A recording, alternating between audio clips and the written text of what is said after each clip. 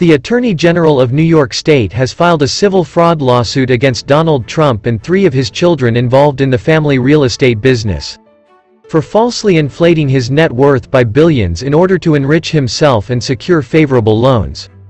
Announcing the suit in New York on Wednesday, Letitia James also said referrals had been made to federal prosecutors and the Internal Revenue Service, a move sure to anger the former U.S. president and increase consternation among his inner circle about the depth of his legal predicament.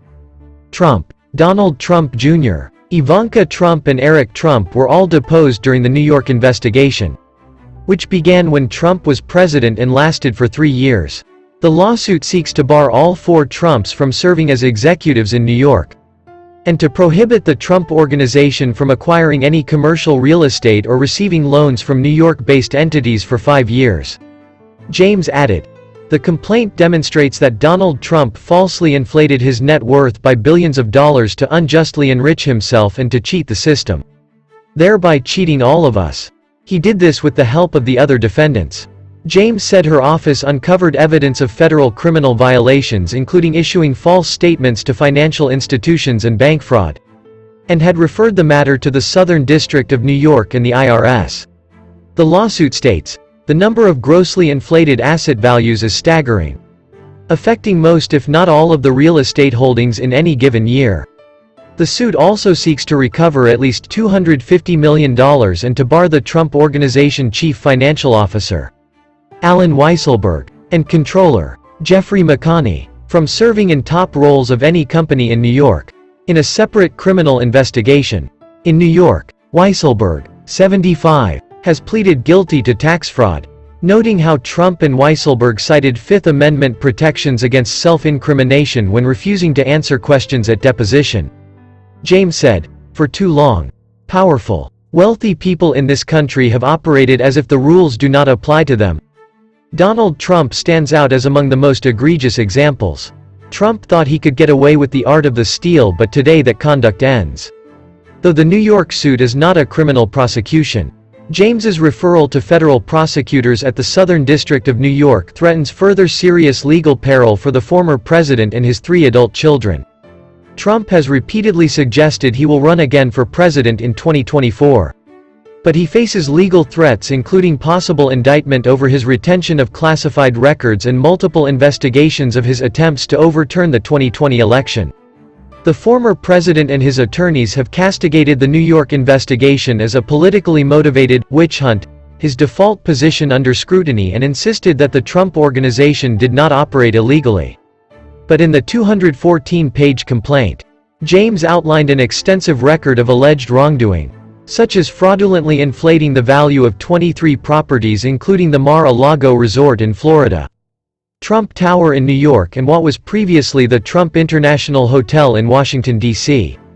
James alleged that the defendants made more than 200 false and misleading asset valuations in financial statements between 2011 and 2021, and revealed strategies she said Trump and his organization used to commit fraud. Mar-a-Lago, the suit says, was valued as high as $739 million when it should have been closer to $75 million.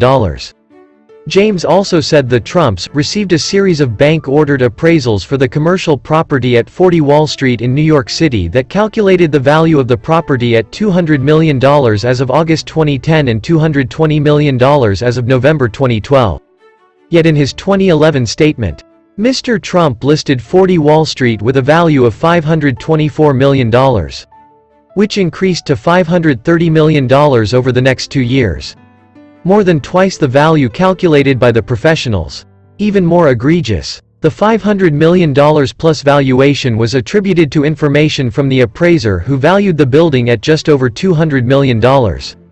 Regarding Trump Tower, on Fifth Avenue in Manhattan, James said, Mr. Trump represented that his apartment spanned more than 30,000 square feet, which was the basis for valuing the apartment.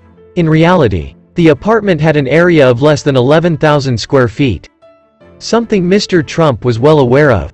Based on that inflated square footage, the value of the apartment in 2015 and 2016 was $327 million. To this date, no apartment in New York City has ever sold for close to that amount. Tripling the size of the apartment for purposes of the valuation was intentional and deliberate fraud, not an honest mistake. Trump has consistently accused James of being politically motivated. Before James's announcement, Bloomberg News reported that members of Trump's inner circle saw the suit as a fundraising opportunity for James, a Democrat facing re-election in November. Trump has also claimed that the Attorney General, who is black, is racist. As James spoke, Donald Trump Jr. tweeted, "The bullshit Democratic witch hunt continues." Trump has consistently accused James of being politically motivated. Before James's announcement, Bloomberg News reported that members of Trump's inner circle saw the suit as a fundraising opportunity for James, a Democrat facing re-election in November. Trump lawyer Alina Habba said the lawsuit is neither focused on the facts nor the law. Rather, it is solely focused on advancing the Attorney General's political agenda, accusing James of abusing her authority by prying into transactions where absolutely no wrongdoing has taken place. Habba said the allegations in the lawsuit are meritless. Summing up on Wednesday morning, James said, "First, want to be clear.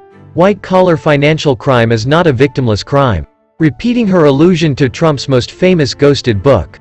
She added, "Claiming you have money that you do not have does not amount to the art of the deal. It's the art of the steal. There cannot be different rules for different people in this country or in this state. No one is above the law." Thank you for watching. Don't forget to subscribe.